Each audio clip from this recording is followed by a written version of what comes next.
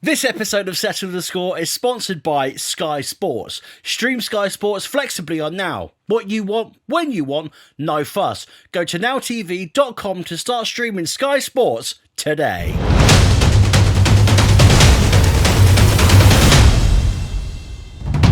Hello and welcome to Settle the Score. Let's look back on the mammoth game between Liverpool and Manchester United at Anfield yesterday. Joining us on the show is Stephen from Anything Liverpool and Dale from the Simply Red podcast.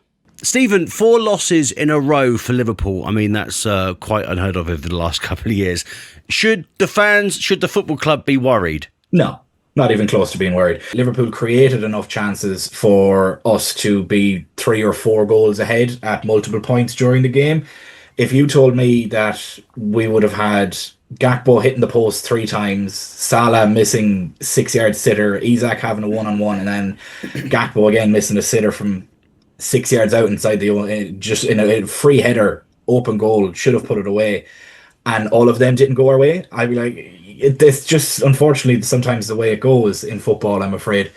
The same with the Chelsea game. Salah could have very easily put that away and put us 2-1 up, but ended up using his wrong foot. And again, yesterday kind of done the same thing, where against Chelsea he should have used his left foot but used his right foot, and then now against United yesterday used his left foot when he should have used his right foot, or at least even passed it to either Florian Wirtz or Alexander Isak that were 3 yards to his left. So no, I'm not worried at all.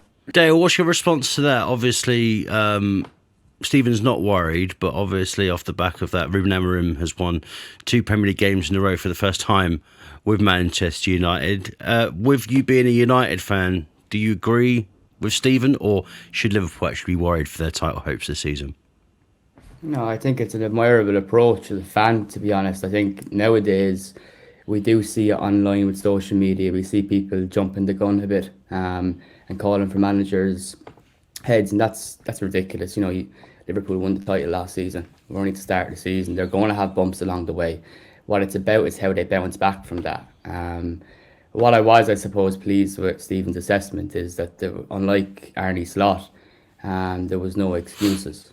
Like the calls that we're hearing about the player down with a head injury inflicted by his own teammate, for example, is just crazy. But like Klopp, bitter in defeat, so I suppose Liverpool fans would probably be happy with that. Head injury thing, if that was the other way around, I'm sure every United fan would be crying foul. There's no exact written law in the rule book that says a game has to be stopped, but the problem is it doesn't matter who inflicted the injury. If it's a head injury, the game needs to be stopped. They promote player welfare, they praise it, they inquire about it, they go on about it, and then it's a discretionary thing. It's one of them that if it happened to your team, and if it happened the other way around and we got the goal from it, I would feel United were very hard done by. And that's just being honest about that. And no, it doesn't matter who done it. There has to be a stoppage. And Michael Oliver said he didn't see it. He was 3 yards away from it and seeing McAllister on the floor holding his head. If that goal doesn't happen, then this might be a different game. But at the same time, as I said, we created enough chances to go 4-5-1 up and we couldn't put them away. Dale, I mean, Virgil van Dijk could have done enough if he actually sprinted to try and get back. I know Keno said a bit on Sky last night that if Virgil van Dijk actually put a bit of a sprint on, he could have stopped Brian Mbeumo. No, absolutely. And just a quick comment on what Stephen was saying. I just think you have to use common sense from a referee's perspective. United ran an attack and it was a quick attack. The ball wasn't in play for a long period of time while the player was down with a head injury. That was the same with the Arsenal and Fulham game, though. It's a total injustice of the game to mean that a team attacking that has to break up because a player is down when it's committed by their own teammate. In that sense, you could take one for the team when the opposition's on attack and your centre half can run out and smack his teammate and knock him down with a head injury. Is that okay to penalise the attack? That's nonsense. You have to use your common sense. United ran a quick attack, and in a matter of seconds, Mbeumo had the ball on the back. Yeah, but and it's just deflection. It's deflecting away from Liverpool. Do have issues. You said you're not worried, but there is clear concerns developing in that team that I don't think people really want to pick out. Virgil van Dijk is one of them. He was at fault for that first goal, but to deflect away from that, they've picked on this head injury inflicted by him. It's just deflecting away. I think, yeah, he was at fault for the goal. Mbeumo, touch of class, strength. And I think one other thing, our new signings yesterday, we've had some negative press this season, a lot of it deserved. But a lot of our new signings yesterday really stood up and showed their character. The work ethic from Cunha, Mbeumo for the goal as well, and to make a show of Van Dijk the way he did. That's going to rub salt in some wounds. Yeah, no, it's not deflecting. It's very clear and straightforward. As I said, there's evidence and and it's contradiction. There's evidence of it in other games where it has been stopped. The exact same scenario happened where Arsenal were on a breakaway attack when the Fulham player went down and the referee stopped the game for the head injury. It's the exact same scenario. If Michael Oliver said that he didn't see it, that's fine. I understand that, but there's literally still images of him looking straight at it. So he's either lying or he's incompetent. It's one of the two. As I said, that's not the reason we lost the game. We had enough chances to put it away, but it's not deflecting away from anything. It's very clearly in the rules that it is at the referee's discretion to stop the game because of a head injury. He decided not to stop it, but as I said, you can guarantee that it will happen again tonight if it does, and it will be stopped, and it was stopped on Saturday in the Fulham game when Arsenal were on a breakaway. It's not deflecting away from anything. We have seen it given on every single game week where a team has gone away in attack. And as you said, common sense should be used.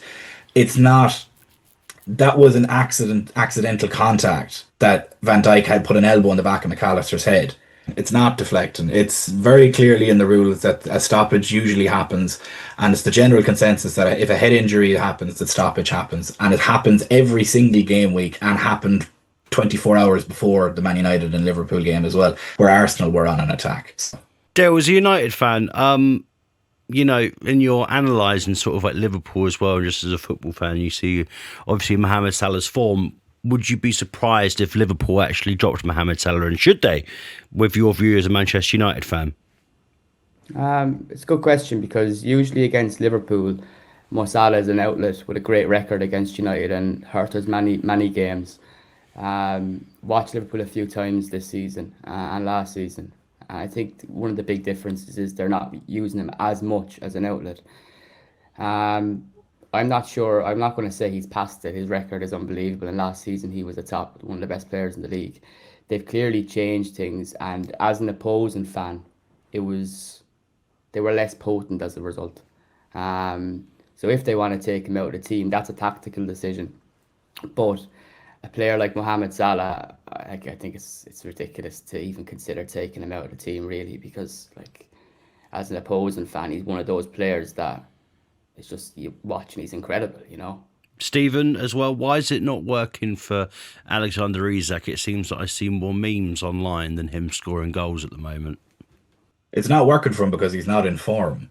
And you started the season with Hugo Ekitike, who was in white hot form, and now dropped him again today, or yesterday, should I say. And it's mind-boggling to begin with, because I said this last season to all my mates and everything, that you can't have Alexander Isak and Mohamed Salah in the same 11.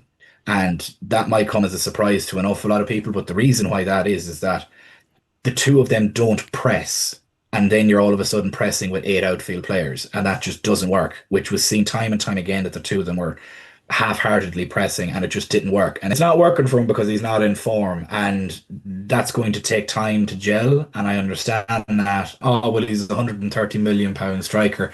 This isn't FIFA. You don't just plug the controller in and he goes, unfortunately.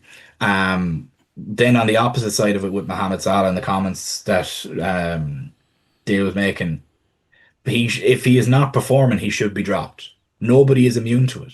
Florian Wirtz cost 116 million. He's been on the bench for Chelsea and this game as well. Just because you have a price tag or you have a certain, shall we say, history behind you, it doesn't mean you're not droppable. He had multiple opportunities over the past 2 games to put the ball in the back of the net and failed to do so, and has been failing to do so for a majority of the season.